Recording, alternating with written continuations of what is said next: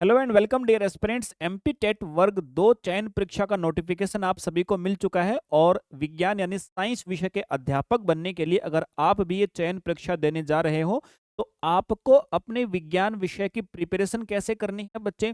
Coaching centres आपको कितना benefit दे सकते हैं या सेल्फ स्टडी के माध्यम से अगर आप करना तो बच्चे कौन कौन से कोर्स से प्रिपरेशन क्या की भी जा सकती है या नहीं की जा सकती, इन सारे विषयों के ऊपर बच्चे preparation regarding A to Z आपके डाउट्स इस सेशन।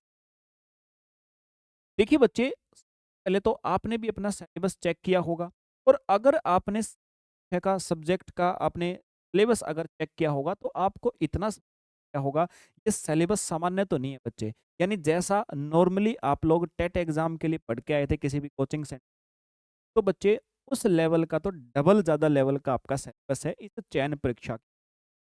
अब करें क्या सर? आपके पास प्रिपरेशन करने के लिए एक ही ऑप्शन है। अभी मैं टॉपिक्स के नाम बताऊंगा बच्चे आपको और छांट छांट के बताऊंगा कि ये लेवल क्या रहने वाला है इस टॉपिक का। जितनी भी चीजें आपके इस नोटिफिकेशन के अंदर आई है ना, पूरा का पूरा सिलेबस आपका मैं एनालाइज करने वाला हूँ प्यारे बच्चे। अब प्रिपरेशन के लिए क्या करें?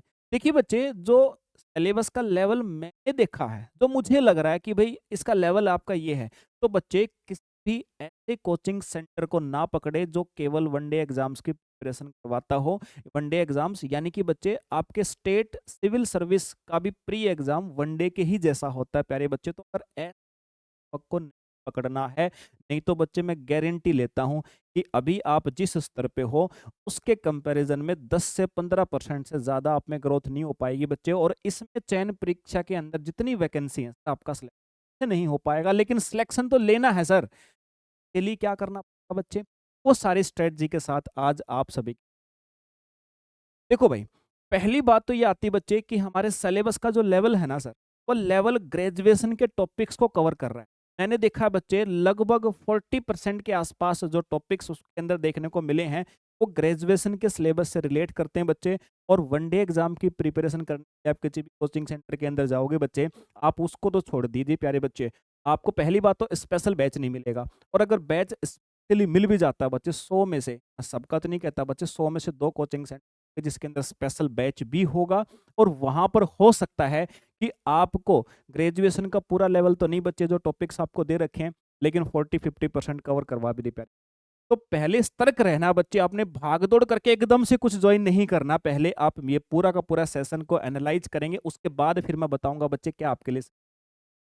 देखिए बच्चे, जो आपके पास में अभी नया हमारा प्रक्रिया आई है, नया हमारे पास प्रोसेस आया कि इस प्रकार से एग्जाम में कितने क्वेश्चंस रहने वाले, इतना तो आप सारे के सारे बच्चे जान ही गए कि सर लगभग लगभग सर हमारे पास में 100 क्वेश्चंस इसके अंदर देखने को मिलेंगे। जो हमारा मेन एग्जाम होगा, चयन प्रक्रिया होगी बच्चे, 100 क्वेश्चन इसमें रहने वाले हैं सर, और 100 नंबर का होगा। और केवल आपको जिस विषय का अध्यापक बनना उसी के क्वेश्चंस आपके पास रहने वाले हैं। अब हम बात करते हैं बच्चे विज्ञान, तो विज्ञान विषय के 100% बच्चे 100 नंबर के इसके अंदर वाले हैं। अब पूछा जो जाएगा उसका लेवल क्या होगा क्वेश्चन का, तो बच्चे इस प्रश्न पत्र के अंदर 9वीं से 12वीं क्लास तक के तो पाठ्यक्रम है सर, आपका जो सिलेबस है, क्वेश्चन वहीं से रहेंगे, लेकिन उनकी कठिनाई का स्तर जो है बच्चे वो आपका क्या रहेगा सर, ग्रेजुएशन लेवल रहेगा, स्नातक स्तर रहेगा। अब सामान्यतः नॉर्मली कोचिंग सेंटर आपको कैसे भटकाएंगे बच्चे, आपको कहेंगे देखो 9वीं से 12वीं तक की जो टॉपिक आएंगे वो तो हम करवा देंगे, और नो डाउट बच्चे 9वीं से 12वीं क्लास तक के टॉपिक्स आपको करवा भी दिए जाएंगे। समस्या आएगी सर उन टॉपिक का लेवल यहाँ तक कौन लेके जाएगा बच्चे, और बच्चों को पता नहीं है कि कौन सा टॉपिक को स्नातक लेवल तक लेकर जाने के लिए कितना उसके अंदर पढ़ाना पड़ेगा। तो बच्चे ये समस्या आएगी। तो अब सुनिए इसका सोल्यूशन क्या, आगे बढ़ते हैं और अगली इन्फॉर्मेशन एक बार देख लेते हैं। मैं पहले आपको बता देता हूं बच्चे कि कौन से प्रकार के जो टॉपिक्स है ना, के विषय में आपको कैसे पढ़ना है। देखो भाई, बायोलॉजी यानी जीव विज्ञान का जो बच्चे हमारे पास में सिलेबस दिया गया है, सामान्यतः सबसे पहले बच्चे जो चैप्टर आपका है ना, इसके अंदर आपको पढ़ना है क्लासिफिकेशन के बारे में। क्लासिफिकेशन के बारे में बच्चे, एक आप सभी ने सुना होगा 5 जगत वर्गीकरण। आपने जब टेट एग्जाम की प्रिपरेशन करी होगी बच्चे, जो प्री एग्जाम की प्रिपरेशन करी होगी, तो वहां पर आपने ये क्लासिफिकेशन का टेक्सोनोमी नाम से एक चैप्टर पढ़ा होगा बच्चे। वहां पर जितना पढ़ा था उसको ये मान लीजिए वो था इसके कंपैरिजन में 20%, क्योंकि इसके अंदर जो ये टॉपिक्स के नाम दे रखे ना बच्चे क्लासिफिकेशन के अंदर, ये जो आपको स्पेशियली मोनेरा स्पेशली मोनेरा बच्चे कितना पढ़ के आए थे, अंदाजा लगा के देखिए। मोनेरा के बारे में आपने ज़्यादा से ज़्यादा आधी क्लास मुश्किल से की होगी, वो भी बहुत बड़ी बात है बच्चे। अब ये मोनेरा, प्रोटिस्टा, फंजाई, ये सिर्फ आपको दिखाने के लिए नहीं लिख रखे हैं बच्चे, इनके ऊपर आपको विस्तार से चाहिए सर। हर एक के प्रकार के जो 4-4, 5-5 मेथड से रिप्रोडक्शन के होते हैं बच्चे, वो सारे के सारे तरीके आपको चाहिए। और एक क्वेश्चन तो बच्चे इन सारे के सारे जो आपके सामने स्पेशली नाम लिख रखे हैं ना, इनके रिप्रोडक्शन से डेफिनेटली क्वेश्चन बच्चे आपका बनना है। और सर उसको करने के लिए अब किस लेवल पे जाके पढ़ना पड़ेगा? ग्रेजुएशन लेवल पे प्यारे बच्चों। इसके बाद sir virus, viroid, viroid virus आपने हो सकता है सुन लिया हो, थोड़ा बहुत पढ़ा हो बच्चे। वायरॉइड ये भी वायरस के जैसा आधा पार्टिकल होता है। इसके विषय में आपको गहन अध्ययन चाहिएगा सर। इसके बारे में, वायरॉइड के बारे में तो मैं अभी देख पा रहा हूँ, तो टेट एग्जाम्स अभी हाल ही में पिछले 1 साल के अंतर्गत मैंने जो एनालाइज किया बच्चे, हर पेपर के अंदर क्वेश्चन पूछा जा रहा है।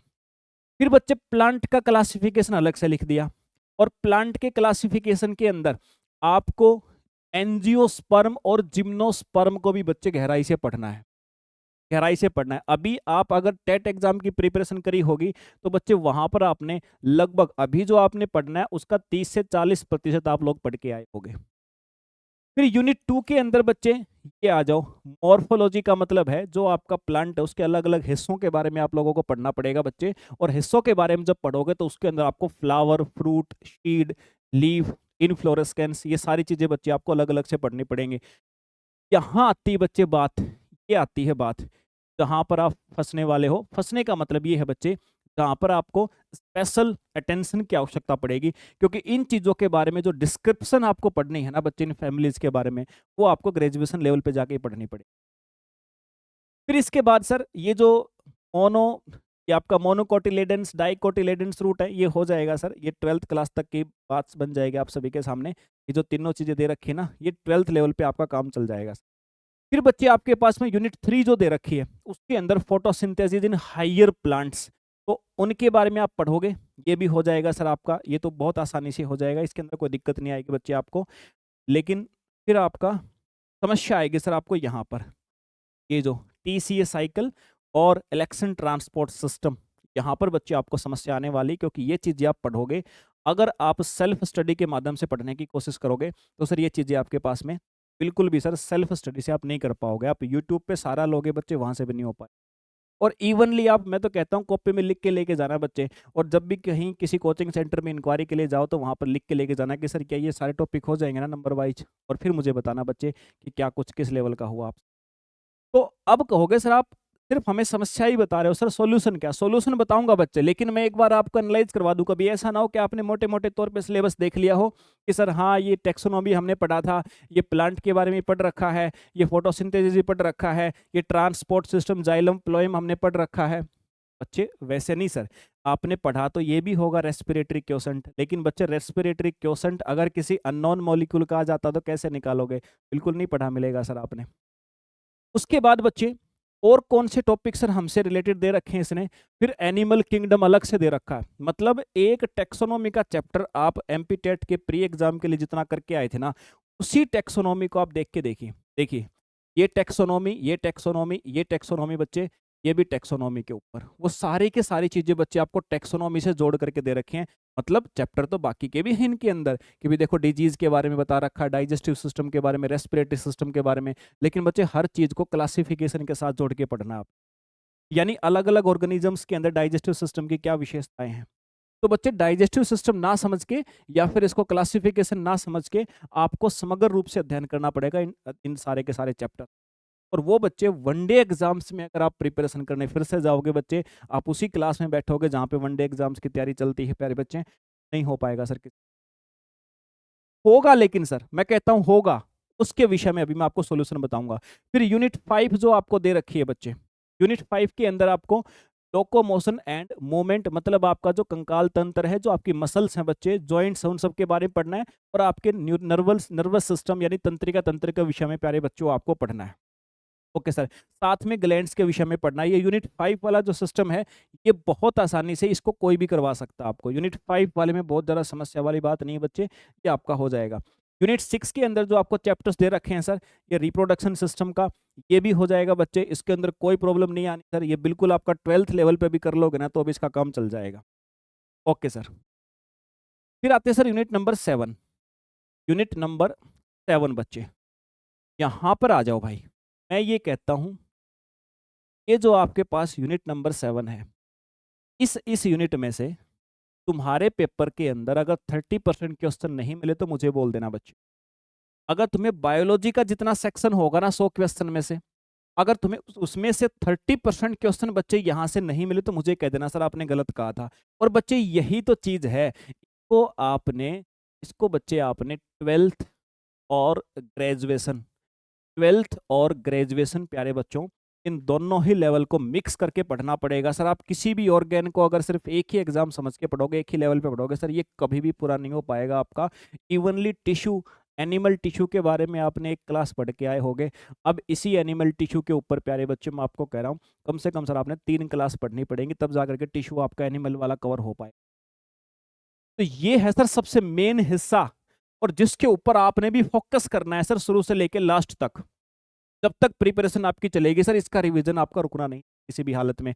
खासकर ये जो सेल डिवीजन दिया मिलेगा, ये रहा कोशिका विभाजन, जिसके अंदर माइटोसिस मियोसिस जो बच्चे आपका है, और इन सेल के अंदर जो जेनेटिक मटेरियल है उसका लिंकेज आपने अलग से पढ़ना है, क्योंकि आज तक नहीं पढ़ा।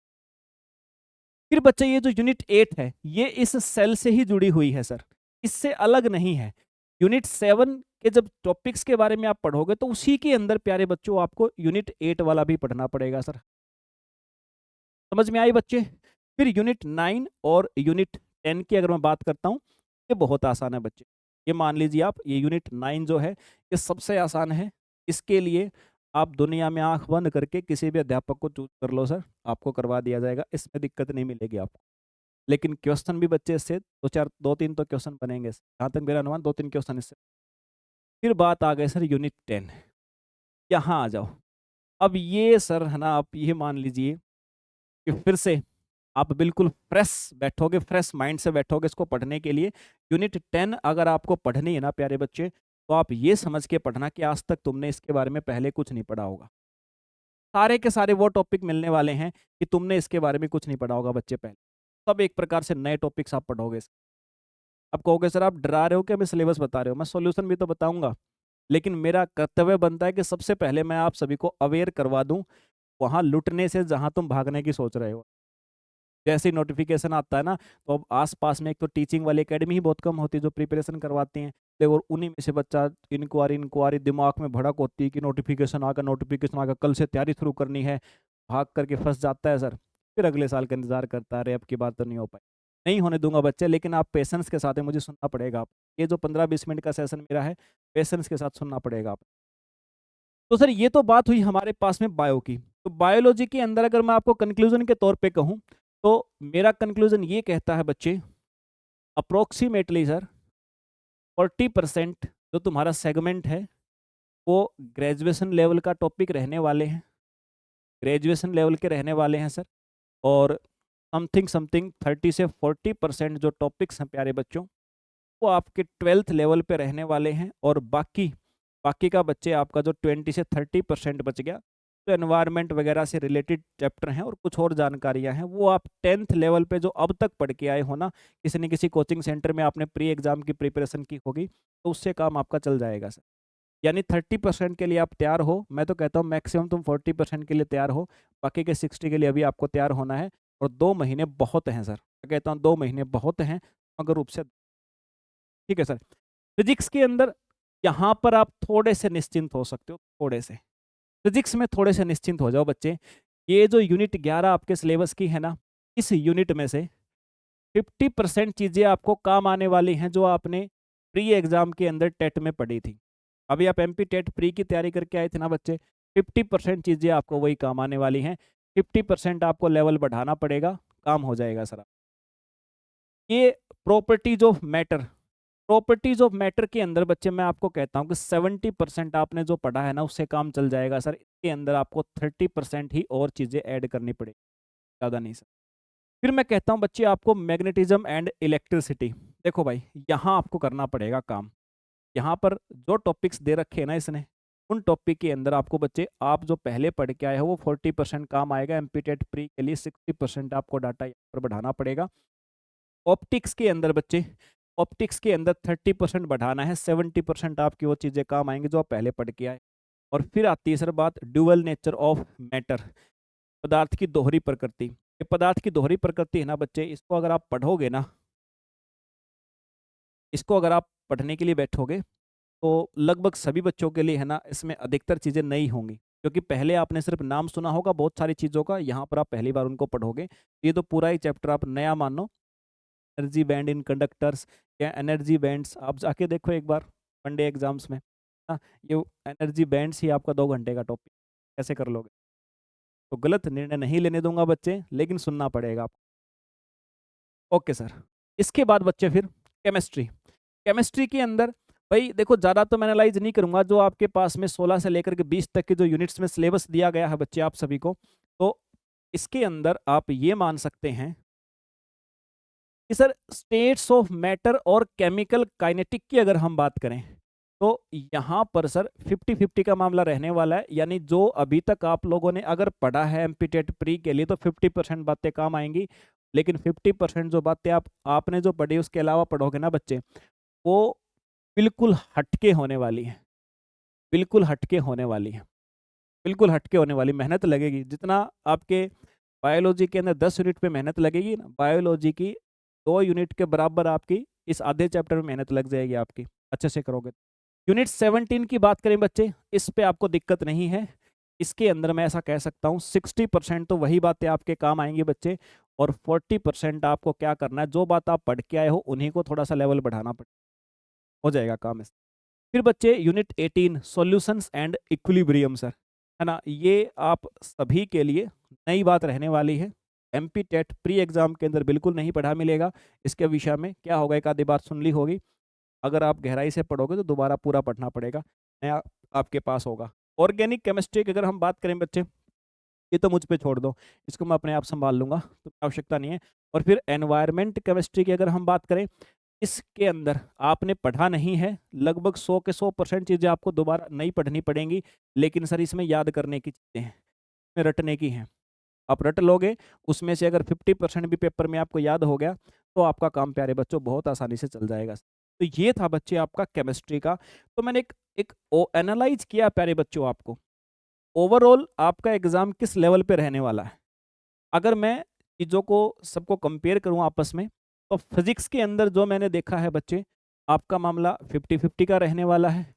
जो पीछे मैंने आपको बायोलॉजी के अंदर बताया था, वहाँ 50-50 नहीं था सर, वहाँ आपको बहुत सारी चीज़ें हैं जो अलग से करनी पड़ेंगी, और एफिशिएंट डाटा निकालना पड़ेगा। मतलब ऐसा नहीं कि कुछ ही बुक उठा करके पढ़ने लगे। अब बात है सर, आपने कहा था सेल्फ स्टडी से प्रिपरेशन कैसे करनी, वो बताइए आप। देखो भाई, अगर आप चाहते हो कि आप खुद से पढ़ के इस एग्ज़ाम को निकाल लो, क्योंकि बहुत सारे बच्चे ऐसे मिलेंगे मुझे लगता है, जो बच्चे कहेंगे कि सर हम तो बहुत कोचिंग ले चुके हैं, अब हम तो सर सेल्फ स्टडी करना चाहते हैं, आपके पास कोई उपाय हो तो बता दो। बिल्कुल भाई, उपाय ये है प्यारे बच्चों, अगर आपका 10th तक का साइंस बिल्कुल अच्छे से क्लियर है तो बच्चे 12th की किताबें पढ़ो और 11th की किताबें पढ़ो, और 11th और 12th के अंदर जो टॉपिक दिए गए हैं उनसे जो भी मैच होता है टॉपिक, वो आप जा करके पढ़ो ग्रेजुएशन की बुक्स के अंदर। कंपटीशन एग्जाम मार्केट से कोई किताब मत खरीदना भाई, कोई बुक नहीं खरीदनी है भाई, ध्यान रखना। 11th-12th की बुक उठाओ, सिलेबस में से टॉपिक मैच करो कितने मैच होते हैं, और वही टॉपिक फिर ग्रेजुएशन की बुक से जा करके रीड करो बच्चे। न्यूमेरिकल्स को छोड़ देना ग्रेजुएशन में, न्यूमेरिकल एबिलिटी मतलब हल्का फुल्का डेरिवेशन एक आधा आ जाता है इंपॉर्टेंट, वो 11th-12th तक ही छोड़ देना। ग्रेजुएशन से सिर्फ कंसेप्ट बातों को याद करने की कोशिश कर। तो भाई ये अगर तुमने कर लिया, अब कहोगे सर कैसी बातें कर रहे हो सर, 11th-12th ग्रेजुएशन कैसे पढ़ लेंगे हम, सेल्फ स्टडी में टाइम भी लगता है सर, हम कैसे अवॉइड करेंगे कि हमें क्या नहीं पढ़ना क्या पढ़ना है। ये आवश्यकता पड़ती है एक अच्छे अध्यापक की, जिसको अनुभव हो इन सारी चीज़ों का, इन सारे एग्जाम्स का प्यारे बच्चों। तो फिर आसानी से कैसे किया जा सकता है सर? देखो भाई, मैं तो ये कहता हूँ कि जिस बच्चे ने अगर प्रिपरेशन करी होगी ना, कि उसने को पता था कि भाई चयन परीक्षा की ऐसे फॉर्म आएंगे, जिस बच्चे ने किया होगा तो वो रिवीजन कर लेगा। 2 महीने बहुत हैं आपके, 2 महीने बहुत हैं प्यारे बच्चे, बहुत आसानी से रिवीजन हो सकता है। और रिवीजन करके 100% बातें थोड़ी याद करनी होती हैं। जब भी आप पढ़ने बैठते हो तो ऐसा उद्देश्य से मत बैठना कि सब कुछ तुम एकदम से रट के डाल दोगे, कभी होता नहीं, ये हमने नहीं किया कभी।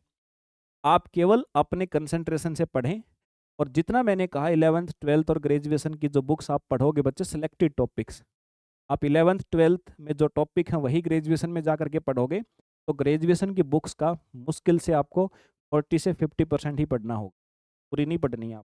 मैं भी जानता हूँ कि पूरी पॉसिबल भी नहीं है। और ऐसा करने में अगर आप पहले से पढ़ रहे हो बच्चे, आपका बेस बिल्कुल शानदार है, मतलब 10वीं क्लास तक की किताबें आपकी टिप्स पे हैं, तो स्वयं से पढ़ लोगे। लेकिन नहीं है, तो दूसरा प्रिपरेशन का तरीका क्या है बच्चे? पहला तो मैंने आपको सतर्क कर दिया सर कि फालतू में वनडे एग्जाम्स को पढ़ाने वाले टीचरों के पास नहीं जाओगे, वो भी बेचारे मजबूर हैं, कोचिंग सेंटर उन पे प्रेशर डालेंगे, अरे मार्केट में वैकेंसी आ रही है, अच्छा बैच बनेगा, बच्चों के लिए बना देते हैं, पढ़ा देना। बच्चे क्या जानते हैं सिलेबस के बारे में? ऑब्वियस ही बात है, बच्चों को तो इंटरेस्टिंग लगना चाहिए, तो लगना चाहिए कि तुम बन रहे हो टीचर, लेकिन रिजल्ट के आसपास पता लगता है बनते हैं। तो करना क्या है बच्चे आपको प्रिपरेशन के लिए? तो भाई ये चीज है जो मैंने अपनी संसारम एप्लीकेशन के ऊपर बच्चे आप सभी के लिए तैयार करी है। ठीक है, ये आज से ही प्यारे बच्चे, आज से ही आपका शुरू हो गया है, ये बैच एनरोलमेंट शुरू हो गया बच्चे इसके अंदर, और 2 दिन के अंदर इसके अंदर क्लासें आपके स्टार्ट हो जाएंगी। जितने बच्चे 2 दिन या 3 दिन इसके अंतर्गत एनरोलमेंट करते हैं बच्चे, और कुछ ही दिनों तक बस हम इसके एडमिशन रखेंगे, उसके बाद तो हमें भी पता है सर, मैं भी आपका पूरा नहीं करवा पाऊंगा बच्चे, लेकिन आप जानते हैं प्यारे बच्चे, हमारा काम ही है कि ऐसे ही टेक्निकल सब्जेक्ट्स पढ़ाना, इसी प्रकार की कंसेप्चुअल चीज़ें जिनका अक्सर ग्रेजुएशन लेवल होता है। अभी कुछ ही टाइम पहले एक आपका जेटेट का सिलेबस आया था बच्चे, तो आप तो खैर नहीं जानते होगे, लेकिन मैं जानता हूँ ना सर। अभी जो जेटेट का सिलेबस आया था, तो वो मैंने जब पढ़ाया तो मैंने देखा सर, लगभग मैक्सिमम टीचरों के हाथ खड़े हो चुके थे कि भाई नहीं है बस की बात, और कुछ कुछ टॉपिक वैसे ही मुझे आपके भी देखने को मिले हैं यहाँ पर। तो बच्चे फिर चलिए एक मिल की जर्नी की शुरुआत करेंगी। एमपी टेट वर्ग 2 चयन परीक्षा का बच्चे जो बैच आप सभी के लिए मैंने ऑर्गेनाइज किया है, जिसके अंदर आपको फिजिक्स, केमिस्ट्री, बायो साइंस वाला पूरा सेगमेंट प्यारे बच्चों मैं आपके साथ डील करूंगा, मैं आपको पढ़ाने वाला हूं। तो उसको मैंने किस प्रकार से व्यवस्थित किया बच्चे? सबसे पहले चीज देखो, साइंस विषय के लिए जो कंसेप्ट बच्चे आपके रहने वाले हैं वो तो होंगे ही सर। जितने कंसेप्ट, डिटेल्ड कंसेप्ट आपके, कौन से आपके कंसेप्ट को ग्रेजुएशन लेवल तक पढ़ाना है, किसको 12th तक रखना है बच्चे, किसको 10th तक रखना है, वो सारा ऑर्गेनाइज तरीके से आपको बच्चे बताऊंगा। आप सभी के लिए पूरा कंटेंट तैयार रखा हुआ मेरे पास में। तो डिटेल्ड वो तो होंगे बच्चे आपके पास में, पूरे डिटेल में कंसेप्ट, साथ में लगभग बच्चे आपके पेपर से पहले 50 मैं आपको एमसीक्यू के सेशन करवाऊंगा भाई। और इन 50 एमसीक्यू सेशन के अंदर आपके पिछले 2 या 3 साल तक के जितने भी टेट एग्जाम हुए हैं आपके लेवल के, वर्ग 2 के समकक्ष आपके वर्ग 2 के लेवल के जितने भी टेट एग्जाम्स हुए हैं प्यारे बच्चे, उन सारे के सारे टेट एग्जाम्स में जितने क्वेश्चन आए हैं ना, वो सारे के सारे मैं आपको करवाऊंगा यहाँ पर। और इन सब के अलावा बच्चे 100 से ज्यादा, लगभग 100 का मेरा अनुमान है, 100 के आसपास बच्चे मॉक टेस्ट भी मैं आपसे लगवाऊंगा। और ये 100 के आसपास मॉक टेस्ट 2 प्रकार के होंगे, कुछ आपके फुल मॉक होंगे पूरे सब्जेक्ट के बच्चे, और कुछ मॉक आपके होंगे चैप्टर वाइज। अधिकतर लगभग आपके 70% बच्चे चैप्टर वाइज होंगे, जो जो कंसेप्ट मैं आपको कराता चलूंगा उसी के अंदर आपको एनालाइज करने के लिए कितना बेनिफिट हो रहा नहीं हो रहा बच्चे, ये मॉक्स आपको 100 से ज्यादा प्यारे बच्चों देता रहूंगा। साथ में बच्चे, साथ में आपको इस मॉक और 50+ एमक्यू सेशन और डिटेल्ड कंसेप्ट के साथ में, अगर किसी प्रकार की इंडिविजुअली प्यारे बच्चों आपको काउंसलिंग की आवश्यकता है, तो आप किसी भी समय पे आप मुझसे मिलके बच्चे डिस्कस कर सकते हो।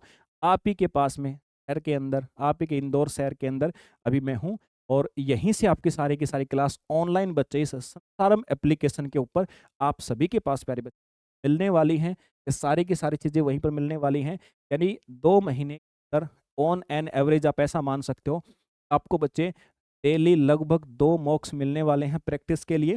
और लगभग बच्चे आपको एक एमसीक्यू सेशन एक एमसीक्यू सेशन आपको बिल्कुल प्यारे बच्चे मिलने वाला है, और कंसेप्ट आपके साथ। तो ये है प्यारे बच्चे अपने एमपी टेट वर्ग, बिल्कुल अच्छे स्तर की प्रिपरेशन के लिए और अपनी सीट को बच्चे रिजर्व करने के लिए यहाँ पर आएँ। और फिर भी आपको लगता है नहीं सर, हमने एमपी टेट प्री एग्जाम की प्रिपरेशन उस कोचिंग से करी थी, उसने हमें अच्छा करवाया था, तो बच्चे मैं आपको कहता हूँ कि चयन परीक्षा की तैयारी करने जाओ तो प्यारे बच्चे 4 या 5 या 7 दिन तक बस फीस मत देना, एक बार 5 या 7 दिन तक वैसे बैठना, और वैसे बैठने के बाद ये जो सिलेबस आपको दिया है ना, इसकी डिटेल अपने पास कॉपी में रखना, 7वें दिन समझ में आ जाएगा बच्चे हो क्या रहा है। के बाद फिर मैं जिंदाबाद तुम ना, और फिर देखते हैं हम प्रिपरेशन कैसे कराएंगे बच्चे। और फिर भी आपको यहाँ पर ऐसा लगता है कि सर कैसे बिलीव करें सर? तो बच्चे मैं ये कहता हूँ कि 7 दिन आप मेरे से पढ़ो एप्लीकेशन पे, 7 दिन में आपको लगे कि फ़ायदा नहीं हो रहा, तो आपने फ़ीस बच्चे ये जो दी है 549 के आस-पास बच्चे, ये फ़ीस आपकी जो है, ये भी आप ले जाना 7वें दिन वापस सर। इसके आने से या इसके जाने से मुझे कोई फ़र्क नहीं पड़ने वाला। लेकिन आप आएँगे तो बिल्कुल लगेगी ये फ़ीस, क्योंकि उसके बिना आपका मानसिक स्तर मुझसे जुड़ नहीं पाएगा बच्चे। तो वो आवश्यक है, जब तक आपकी जेब से कुछ नहीं जाएगा, तो आप मेरी बात क्यों सुनोगे? आप तभी सुनोगे जब आपकी जेब से कुछ लग चुका है। तो चलिए बच्चे, फिर आज का ये सेशन यहीं तक था हमारा, इसके बाद दोबारा से मुलाकात होगी फिर किसी और सेशन के अंदर। जय हिंद।